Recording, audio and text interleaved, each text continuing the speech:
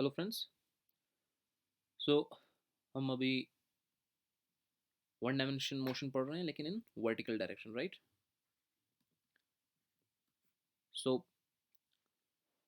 आई hope आप सबको पता हो गया कि अगर हमने एक पार्टिकल को ऊपर फेंका तो फिर उसका top most point of velocity zero हो जाता है। वापस जब वो आता है तो टोटल डिस्प्लेसमेंट भी जीरो हो जाता है। अब हम यहाँ से स्टार्ट करते हैं कि let's say we are on a tower of height 500 meter at the top of a tower, और वहाँ से जस्ट हमारे हाथ में एक बॉल है और उसको हमने जस्ट ड्रॉप कर दिया। तो जस्ट ड्रॉप कर दिया या हाथ से फिसल गया, इसका क्या मतलब होता है? इसका ये मतलब होता है कि मैकेनिक्स के टर्म में उसकी इनिशियल स्पीड क्या हुई होगी? Zero, right? तो आपने जस्ट ड्रॉप कर दिया या हाथ से फिसल गया तो उसकी इनिशियल स्पीड जीरो, यानी इनिशियल वेलोसिटी जीरो। तो ऑब्वियसली वो ग्राउंड तक आएगा। जब तक वो ग्राउंड पे पहुंचेगा तो उसका नेट डिस्प्लेसमेंट कितना हुआ होगा along downward direction? Displacement will be how much? Minus of 500 होगा। आई होप आपको समझ में आ रहा हो कि माइनस 500 कहाँ से आ रहा है। चूंकि डिस्प्लेसमेंट इस बार नीचे की तरफ है, तो any physical quantity downward in our convention is negative, तो displacement is minus 500। Okay, now we are interested in finding out that how much time will it take from coming from the top of the tower to the bottom, उसको ऊपर से लेकर के नीचे तक आने में कितना टाइम लगा होगा। तो हम क्या करेंगे, हम टाइम वाली क्वेश्चन इस्तेमाल करेंगे जिसमें डिस्प्लेसमेंट इस्तेमाल होता है। वो कौन सी क्वेश्चन है हमारे पास? That is S is equal to U T plus half of A T square. ठीक है, तो इस इक्वेशन में वैल्यू पुट करेंगे। तो वैल्यू पुट करेंगे तो एस की जगह क्या लिखेंगे? Minus of 500। यू की जगह क्या लिखेंगे? Zero plus half of acceleration की जगह पे वापस -10। वो तो हमेशा रहना है, जब भी ग्रेविटी वर्टिकल डायरेक्शन तो ग्रेविटी ग्रेविटी का डायरेक्शन हमेशा डाउनवर्ड, वैल्यू हमेशा 10। ठीक है, तो ये यहाँ से आपको वैल्यू क्या आ गई? ये तो जीरो है तो ये माइनस कैंसिल हो गया। दैट इज लाइक 5 इज 500, तो टी स्क्वायर आपको आ गया 100। इट मीन्स आपको टी कितना आ गया? टी आपको आ गया 10। प्लस माइनस 10 आएगा, but time again, time can never be negative, तो नेगेटिव वैल्यू को कंसिडर करने का कोई पॉइंट ही नहीं है। तो आपका आंसर हो गया कि टी इज इक्वल टू 10। ठीक है, तो इस बात को दिमाग में रखिएगा कि जब एक पार्टिकल को हमने, जस्ट बॉल को हमने ड्रॉप किया from a height of 500 meter, तो इसको टोटल 10 सेकेंड्स लगे थे ग्राउंड तक पहुंचने में। ठीक है, ओके। अब हम एक सिमिलर सिचुएशन देखते हैं बट उसमें थोड़ा सा चेंज करते हैं।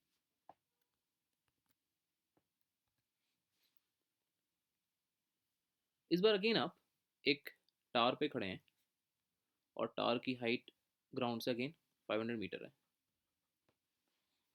ओके, तो टावर के टॉप पर आप हैं। इस बार आपके हाथ में बॉल है और उसको इस बार आप जस्ट ड्रॉप नहीं कर रहे हैं, बल्कि उसको आप नीचे फेंक रहे हैं।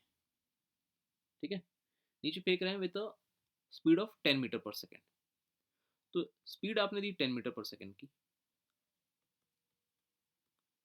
इसका मतलब कि, और वो भी दी डाउनवर्ड डायरेक्शन में। इसका मतलब क्या हुआ कि वेलोसिटी कितनी होगी? इनिशियल वेलोसिटी हो गई आपकी -10। ओके, डिस्प्लेसमेंट कितना होगा वापस, क्योंकि डाउनवर्ड पार्टिकल आ रहा है, तो -500। अब हमें इस केस में टाइम निकालना है कि इस टाइम पर, लेट्स इसको हम टी डैश कॉल करते हैं, कि कितना टाइम लगा होगा पार्टिकल को यहाँ से लेकर के यहाँ तक आने में। तो अगेन हम कौन सा इक्वेशन इस्तेमाल करेंगे? S equal to U T plus half of A T square.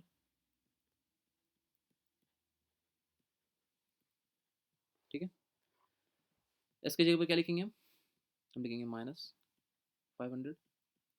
You की जगह पर क्या लिखेंगे? इस बार हम डाउनवर्ड फेंका हमने, तो -10 T plus half of acceleration -10 into T square.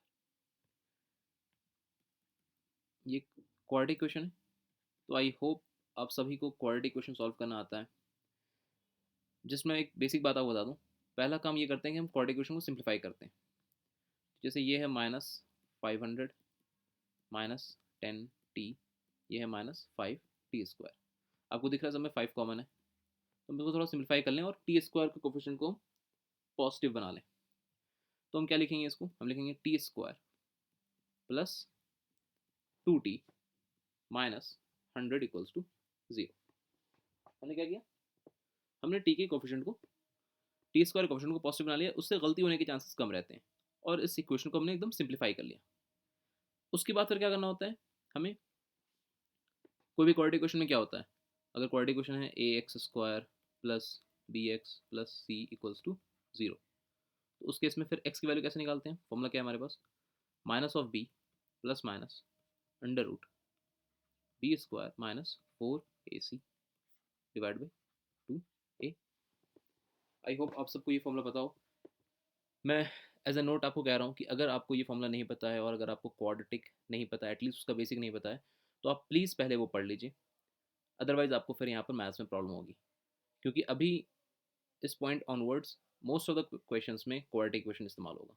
ठीक है, तो आप प्लीज़ पहले अपना क्वाड्रेटिक कंसेप्ट क्लियर कर लीजिए अगर आपको नहीं आता है। If you know it then perfectly okay, आगे बढ़ते हैं फिर।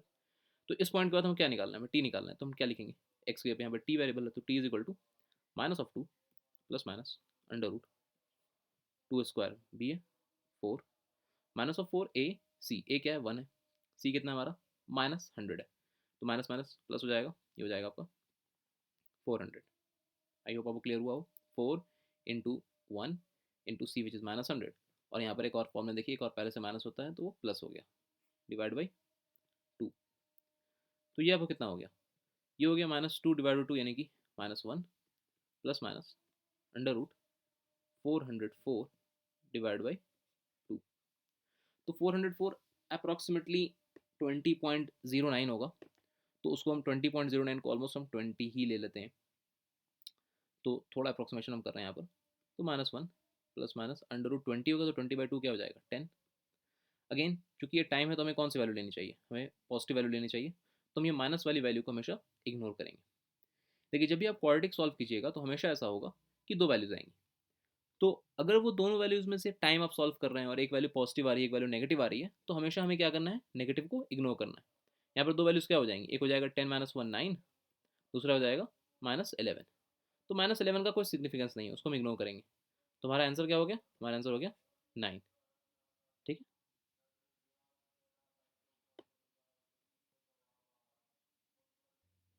ओके।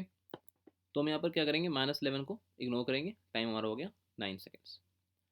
तो आपको अगर पिछला केस याद हो तो आपको दिमाग में है कि पिछले केस में हमने क्या किया था। पिछले केस में हम सिमिलरली एक टावर से हमने जस्ट ड्रॉप किया था पार्टिकल को, और ड्रॉप करने पर हमें टाइम कितना आया था, पिछले केस में टाइम हमें आया था जस्ट 10 सेकेंड्स, और वो वही सेम हाइट का टावर था 500 मीटर। ठीक है, तो ड्रॉप कीजिएगा तो 10 सेकेंड लगा, लेकिन जब आपने थोड़ा कुछ स्पीड से फेंका 10 मीटर पर सेकेंड स्पीड से, तो थोड़ा कम टाइम लगा। तो ये आपको रियल लाइफ से रिजेंबल करता है कि अगर आप रियल लाइफ में जैसे किसी चीज़ को ड्रॉप करोगे तो उसको थोड़ा ज़्यादा टाइम लग रहा है, 10 सेकेंड लग रहा है, लेकिन अगर आप कस के नीचे फेंकोगे तो थोड़ा का टाइम कम लग रहा है। ठीक है, तो जो भी आप मैथ्स करोगे आप हमेशा देखोगे कि वो रियल लाइफ से रिजेंबल करेगा। रियल लाइफ से अगर आप रिजेंबल कराओगे फिजिक्स को तो आपको आगे बहुत आसानी होगी, क्योंकि जब हम थोड़ी कॉम्प्लिकेटेड चीज़ें पढ़ेंगे बट एक बार रियल लाइफ से रिजेंबल करते हैं, फिर जब चीज़ें दिखाई देने लगती हैं तो बहुत आसान हो जाता है इक्वेशन बनाना। ठीक है, तो इसी चीज़ को हम कंटिन्यू करते हैं, इसका एक हम थर्ड केस देखते हैं। थर्ड केस में क्या है कि अगेन हम एक टावर ले रहे हैं जिसकी हाइट 500 मीटर फ्रॉम ग्राउंड। इस बार हम एक पार्टिकल हमारे हाथ में जो है इसको हम ऊपर फेंकते हैं with speed of 10 meter per second.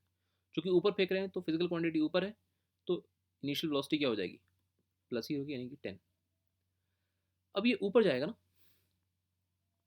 तो अगर इस चीज़ को मैं फिर से यहाँ ड्रॉ करूँ तो होगा क्या एक्चुअली, ये पहले 500 मीटर की हाइट पर पहले से आपने ऊपर फेंका है, तो ये ऊपर जाएगा पहले। जब ये ऊपर जा रहा होगा तो एक पॉइंट ऐसा आएगा जहाँ पर इसकी वेलोसिटी ज़ीरो हो जाएगी, क्योंकि आपने 10 की वेलोसिटी से फेंका है, तो धीरे धीरे इसकी वेलोसिटी का मैग्नीट्यूड कम होगा। 10 के बाद 9 होगा, 9 के बाद 8 होगा, 7 होगा, 6 होगा, 5 होगा, 4 3 2 1 फाइनली 0। जहाँ तक जीरो जाएगा वहाँ तक तो ये ऊपर जाएगा, उसके बाद क्या होगा, उसके बाद फिर ये वापस से नीचे आना शुरू होगा और फाइनली ये ग्राउंड तक आ जाएगा। ठीक है, ये दिखाई दे रहा।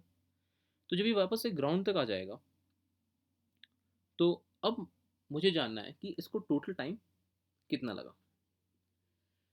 तो इस सवाल को करने के दो तरीके हैं। एक, अगर आप नॉर्मली अप्रोच करो तो आप पहले क्या करोगे, पहले आप निकालोगे कि यार इस बॉल को पहले यहाँ से यहाँ तक जाने में कितना टाइम लगा। ठीक है, मान लो वो टाइम आएगा T1, है ना, 500 मीटर की हाइट से मैक्सिमम हाइट तक। फिर उस मैक्सिमम हाइट से ग्राउंड तक आने में कितना टाइम लगा, वो मान लीजिए आपको टाइम आएगा T2। तो आपका टोटल टाइम यहाँ से लेकर के ग्राउंड तक आने का टोटल टाइम क्या हो जाएगा, वो हो जाएगा T1 प्लस T2। ठीक है, ये एक तरीका होगा।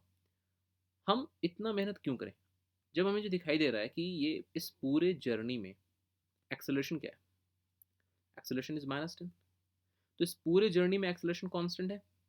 जब इस पूरे जर्नी में एक्सेलरेशन कांस्टेंट है तो हम इनिशियल पॉइंट और फाइनल पॉइंट, इनके बीच में एक ही रिलेशन लिख सकते हैं ना, क्योंकि वही तो हमारा कंस्टेंट था कि एक्सेलरेशन शुड बी कांस्टेंट।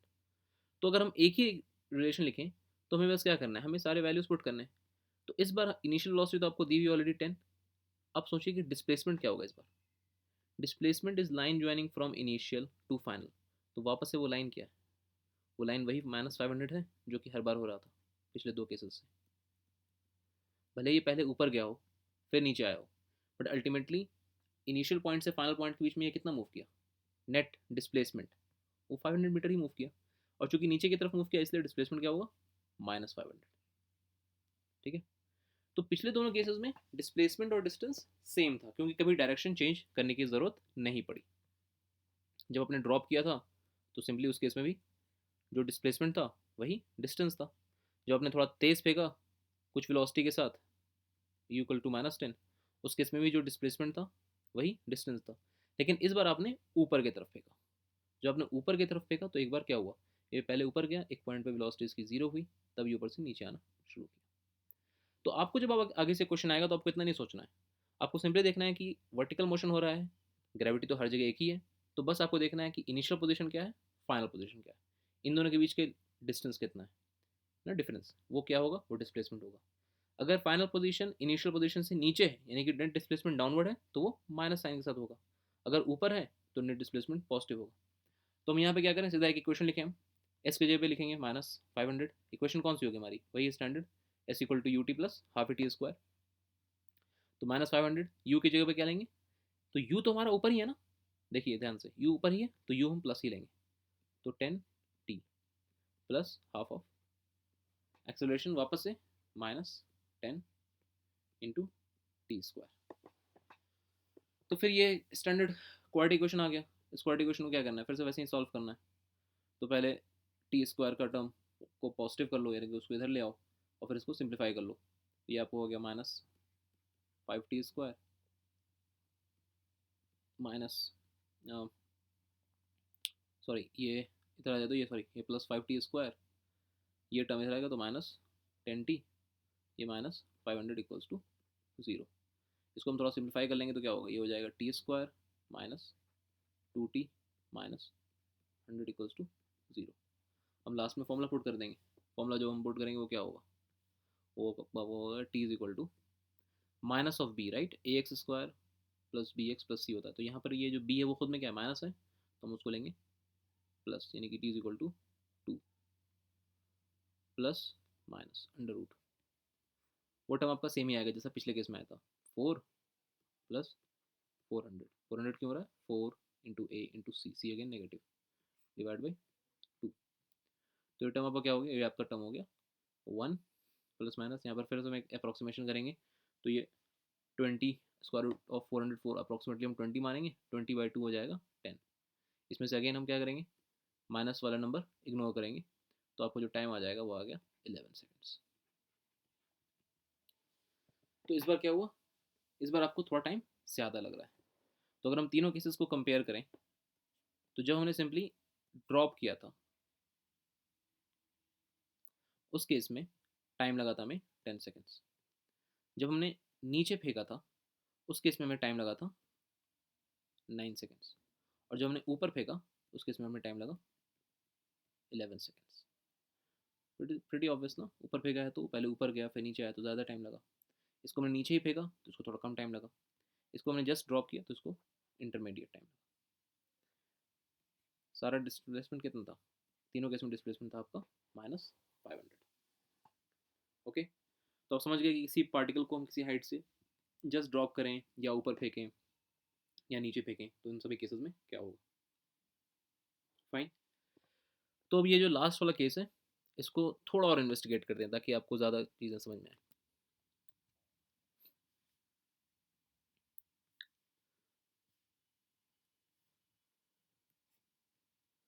तो ये हम ऑलरेडी 500 मीटर की हाइट पर थे। 500 मीटर की हाइट पर से हमने एक पार्टिकल को फेंका था with velocity 10 meter per second. तो चलिए पहले ये पता करते हैं कि ये कितनी देर तक और ऊपर जाता रहा, यानी कि कहाँ तक जाके इसकी वेलोसिटी ज़ीरो हुई। तो हम कैसे निकालेंगे, हम सिंपली, हमें टाइम निकालना है और हमें यू और वी दिया हुआ है, तो हम क्या इक्वेशन यूज़ करेंगे, v is equal to U plus A T. V की जगह पुट करेंगे 0, यू की जगह पुट करेंगे 10, ए की जगह पर -10 और टी, यहाँ से टी आपका क्या आ जाएगा, टी आ जाएगा सिंपली 1 सेकेंड, यानी कि ये 1 सेकेंड में नीचे से लेकर के ऊपर तक गया। ओके, अब हम निकालना चाहते हैं कि जब ये मैक्सिमम हाइट पर था वहां से लेकर के जब ये नीचे आ रहा होगा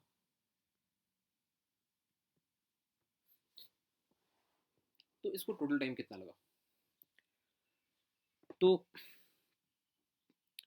वो टाइम कितना होना चाहिए, पिछले किस, ये प्रीवियस ही क्वेश्चन है, तो टोटल टाइम हमें ऑलरेडी पता है कितना है, टोटल टाइम हमें लगा था 11 सेकेंड, राइट, अप्रॉक्सीमेटली 11 सेकेंड, यानी कि यहाँ से लेकर यहाँ तक आने में कितना टाइम लगा होगा, 10 सेकेंड्स टाइम लगे होंगे। फाइन। चलिए अब मुझे जरा बताइए सोच करके कि जब ये वापस आ रहा था और जब ये इस हाइट तक वापस से पहुंचा होगा ना अपने इनिशियल पोजीशन वाली हाइट पर, तो उस टाइम पर इसकी वेलोसिटी क्या हुई होगी, यहाँ पर इस पॉइंट पर वापस से इसी हाइट पर, उस पॉइंट पर इसकी वेलोसिटी क्या हुई होगी आप सोचिए। तो अगर आपको इस पॉइंट पर वेलोसिटी निकालनी है तो आप सिंपली क्या करोगे, आप सिंपली सोचो कि यहाँ से ये जर्नी स्टार्ट हुई और अभी फ़िलहाल यहीं तक हम पहुँचे हैं, तो यानी कि यह ऊपर गया है और वापस ये नीचे आया है, तो जिस हाइट पर ये था पहले उसी हाइट पर अभी भी है, यानी कि नेट डिस्प्लेसमेंट क्या हुआ है, ज़ीरो है उस पॉइंट तक, क्योंकि यहाँ से यहाँ तक गया और फिर ये यहाँ से यहीं तक आया है ना, तो नेट डिस्प्लेसमेंट क्या है, ज़ीरो है। तो हम सिंपली क्या करेंगे, हम सिंपली लगा देंगे V square equal to U square plus 2a s। V हमें निकालना है, यू हमें ऑलरेडी गिवन है 10, तो 10 का स्क्वायर कितना होगा 100 प्लस 2, एक्सलेशन कितना है -10, और एस कितना है, एस है वापस से क्या है, एस जीरो है इस पॉइंट पर, तो इसको जब हम जीरो पुट कर देंगे, इसको जब जीरो पुट करेंगे टर्म क्या हो जाएगा, जीरो हो जाएगा। तो वी आपका क्या आ गया, वी स्क्वायर 100 आया तो वी विल बी +-10, तो हमें दिखाई दे रहा है ना कि ये नीचे आ रहा है, तो वेलोसिटी वापस से क्या हो गई, -10 हो गई। तो जिस वेलोसिटी से हम फेंकते हैं जब वापस पार्टिकल उसी हाइट पर आता है तो हमेशा वेलोसिटी उतनी ही होती है, सिर्फ डायरेक्शन ऑपोजिट हो जाता है। तो आप सेम लॉजिक सोचिए कि जब ये मान लीजिए कुछ यहाँ पर इसकी वेलोसिटी 5 हुई होगी, तो जब यहाँ पहुँचा होगा सेम हाइट पर तो उस टाइम पर वेलोसिटी क्या हुई होगी, -5। यहाँ पर जब इसकी वेलोसिटी 4 हुई होगी, जब यहाँ पहुँचेगा रिटर्न जर्नी में उस टाइम उसकी वेलोसिटी क्या हुई होगी, -4। तो यही चीज़ एकदम सिमेट्रिकली चलती रहती है। और ऐसा क्यों हो पा रहा है, ऐसा इसलिए हो पा रहा है क्योंकि एक्सेलरेशन जो है हमारा वो कांस्टेंट मेंटेन्ड है। ठीक है, तो हमेशा वर्टिकल मोशन में यही होगा कि जब भी आप किसी पार्टिकल को ऊपर फेंकोगे और वापस पार्टिकल वो नीचे आएगा तो सेम हॉरिजॉन्टल वर्टिकल लेवल पर हमेशा हाइट सेम रहती है, तो उस टाइम पर मैग्नीट्यूड ऑफ वेलोसिटी भी हमेशा सेम रहेगी। ये v1, ये v2, ये v3, ये v4 है, तो रिटर्न जर्नी के टाइम पर ये -v1, ये -v2, ये -v3, ये -v4 रहेगा। ये हमेशा रहना है। क्यों रहना है, क्योंकि कब, जब एक्सेलरेशन कांस्टेंट है। कुछ स्पेशल केसेस हम पढ़ेंगे by the end of this chapter kinematics, जब हम एयर फ्रिक्शन वगैरह इंड्यूस करेंगे यहाँ पर, तो अभी फिलहाल तो वैसा कुछ नहीं है। तो हमेशा जब भी नॉर्मल ग्रेविटेशन वाला क्वेश्चन है जहाँ पर सिर्फ ग्रेविटी है, हमेशा आपकी हर हाइट पर वेलोसिटी का मैग्नीट्यूड सेम रहना है, जो टाइम असेंडिंग टाइम रहना है वही डिसेंडिंग टाइम भी रहना है। ठीक है, तो आई होप इतनी सारी बातें आपको समझ में आ गई हूँ। हम नेक्स्ट लेक्चर में कुछ मिसलेनियस क्वेश्चंस करेंगे over one dimensional motion in both X axis as well as Y axis. ठीक है, थैंक यू, गुड बाय।